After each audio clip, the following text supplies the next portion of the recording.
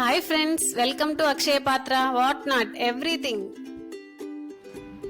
ఈరోజు నేను ఒక క్రేజీ రెసిపీ చేయబోతున్నాను. వాటిని చూడగానే మనందరికీ పక్షి గూడు గుర్తొస్తుంది. ఆ రెసిపీ పేరు కూడా అదేనండి, పొటాటో నెస్ట్. ఇంకేమాత్రం లేట్ చేయకుండా లెట్స్ గెట్ స్టార్ట్. ముందుగా మనం కావాల్సిన ఇంగ్రీడియంట్స్ చూద్దాము.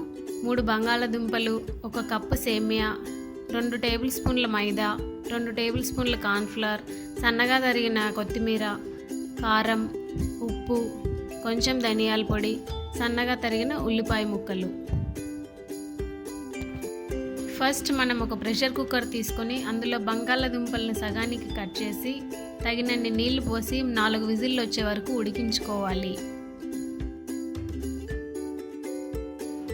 ఇప్పుడు ఒక బౌల్ తీసుకొని అందులో ఉడికించిన బంగాళదుంపను వేసి బాగా చిదుముకోవాలి. నెక్స్ట్ అందులో కొంచెం సాల్ట్, కొంచెం ధనియాల పొడి, రుచికి సరిపడా కారం, సన్నగా తరిగిన ఉల్లిపాయ ముక్కలు, సన్నగా తరిగిన కొత్తిమీర వేసి బాగా కలుపుకోవాలి.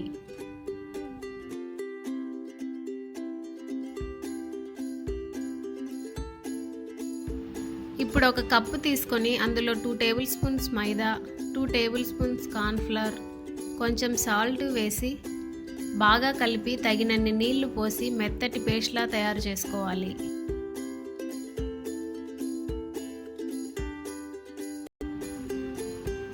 ఇప్పుడు మనం ముందుగా చేసుకున్న ఆలు మిశ్రమంలో నుంచి ఒక చిన్న ఉండను తీసుకొని మధ్యలో గుంతలా ఉంచి పక్షి గూడులా తయారు చేసుకోవాలి.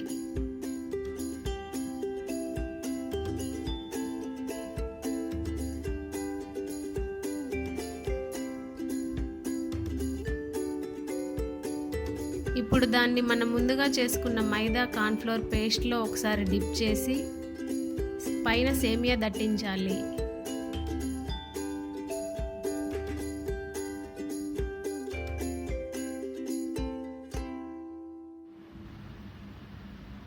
చూసారు కదా, చూస్తుంటే పక్షి గూడులానే అనిపిస్తుంది.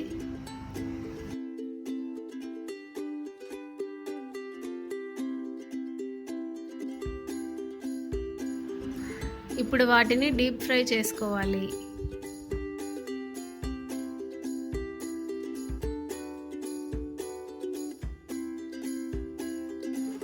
మైదా కార్న్ఫ్లోర్ పేస్ట్లో డిప్ చేసిన తర్వాత సేమియా కోట్ చేసాం కాబట్టి నూనెలో వేసిన తర్వాత కూడా సేమియా ఏమీ విడిపోదు.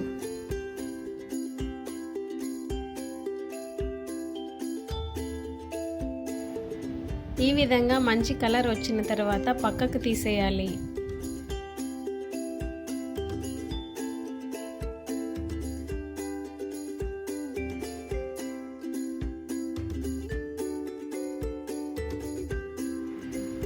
నేను ఇక్కడ క్యారెట్ కొత్తిమీరతో గార్నిష్ చేసి ఫైనల్గా చాట్ మసాలా చల్లుతున్నాను. అంతే, పొటాటో నెస్ట్ రెడీ. పిల్లలకి ఈ విధంగా డిఫరెంట్గా ట్రై చేసి ఇవ్వండి. బయట సేమియా క్రంచీగా, లోపల ఆలు సాఫ్ట్గా, తింటుంటే భలే ఉంటుంది. మీరు కూడా తప్పక ట్రై చేయండి, టేస్ట్ని ఎంజాయ్ చేయండి. చూసారు కదండి, నేను చేసిన రెసిపీ నచ్చింది అనుకుంటున్నాను. So please like, comment, share and subscribe to my channel AKSHAYAPAATRA. Thanks for watching. Bye.